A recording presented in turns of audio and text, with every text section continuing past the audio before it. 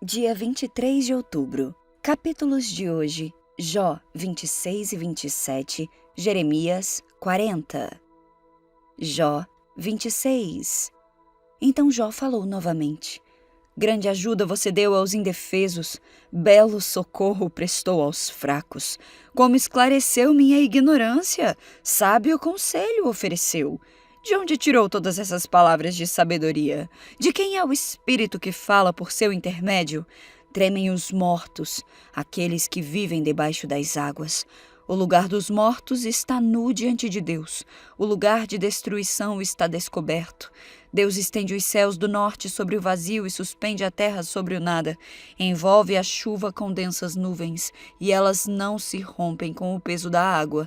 Encobre a face da lua e esconde com as suas nuvens. Criou o horizonte ao separar as águas e definiu os limites entre dia e noite. Tremem os alicerces do céu, estremecem diante de sua repreensão. Com seu poder acalmou o mar, com sua habilidade despedaçou o monstro marinho. Com seu sopro trouxe beleza aos céus, com sua mão feriu a serpente veloz. Isso é apenas o começo de tudo que ele faz, um mero sussurro de sua força. Quem pode compreender o trovão de seu poder? Jó 27. Jó continuou a falar: Juro pelo Deus vivo, que tirou de mim meus direitos, pelo Todo-Poderoso que me encheu a alma de amargura. Enquanto eu viver e tiver o fôlego de Deus nas narinas, meus lábios não pronunciarão maldades e minha língua não falará mentiras. Jamais darei razão a vocês, defenderei até a morte a minha integridade, afirmarei minha inocência sem hesitar.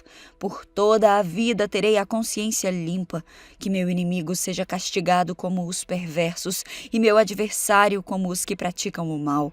Pois que esperança têm os ímpios quando Deus os elimina, quando ele lhes tira a vida? Acaso Deus lhes ouvirá o clamor quando vier sobre eles o sofrimento?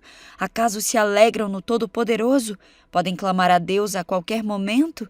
Eu lhes ensinarei sobre o poder de Deus. Não esconderei nada a respeito do Todo-Poderoso. Vocês, porém, já viram tudo isso. E, no entanto, dizem essas coisas inúteis. Isto é o que os perversos receberão de Deus. Esta é a herança que o Todo-Poderoso dará aos opressores.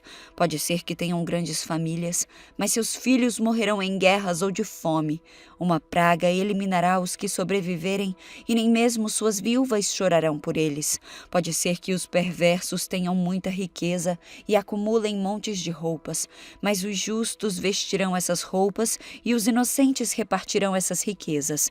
Os perversos constroem casas frágeis como teias de aranha, precárias como o abrigo temporário do vigia. Os perversos são ricos quando vão dormir, mas ao acordar, veem que toda sua riqueza se foi. O terror os encobre como uma inundação e são arrastados pelas tempestades da noite. Um vento do leste os carrega e desaparecem, arranca-os de seu lugar. Sopra violentamente sobre eles, sem piedade lutam para escapar de seu poder. Então todos batem palmas e riem deles com desprezo. Jeremias 40. O Senhor deu uma mensagem a Jeremias depois que Nebuzaradã, capitão da guarda, o pôs em liberdade em Ramá. Ele havia encontrado Jeremias acorrentado entre todos os prisioneiros de Jerusalém e Judá que estavam sendo levados para o exílio na Babilônia. O capitão da guarda mandou chamar Jeremias e disse: O Senhor, seu Deus, trouxe esta calamidade sobre a terra. O Senhor cumpriu o que tinha dito, pois esse povo pecou contra o Senhor e lhe desobedeceu. Por isso aconteceram todas essas coisas, mas eu vou tirar suas correntes e libertá-lo. Se quiser ir comigo para a Babilônia, está bem. Providenciarei que cuidem de você. Se não quiser ir, fique aqui. Toda a terra está diante de você. Vá para onde quiser. Se resolver ficar, volte para Gedalias, filho de Aicã e neto de Safã. O rei da Babilônia o nomeou governador de Judá. Fique com o povo que ele governa, e se quiser ir para algum outro lugar, faça o que lhe parecer melhor. Então Nebuzaradã, capitão da guarda, deu a Jeremias um pouco de alimento e dinheiro e o deixou partir. Jeremias voltou para Gedalias, filho de Aicã, em Mispá, e habitou em Judá com os poucos que haviam ficado na terra. Gedalias governa em Judá.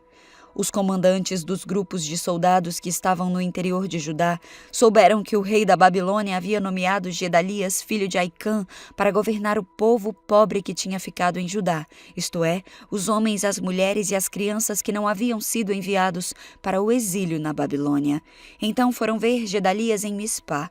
Entre eles estavam Ismael, filho de Netanias, Joanã e Jonatas, filhos de Careá, Seraías, filho de Tunumete, os filhos de Efai, o Netofanita, e Jazanias, filho de Maacatita, e todos os seus homens.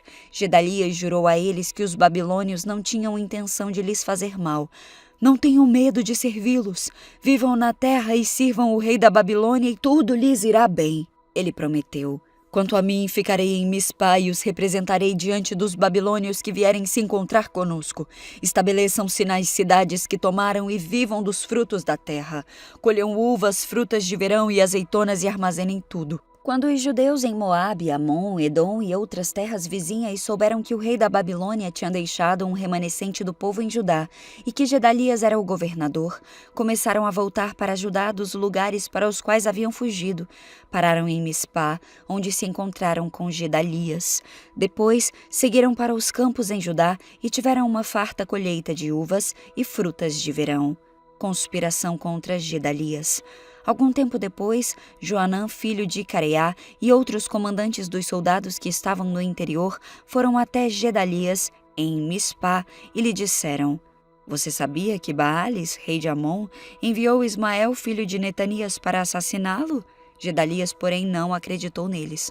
Mais tarde, Joanã falou com Gedalias em particular e se ofereceu para matar Ismael em segredo. Por que deixar que ele venha e mate você? Joanã perguntou. O que será então dos judeus que voltaram? Se isso acontecer, os poucos que restaram ficarão espalhados e perdidos.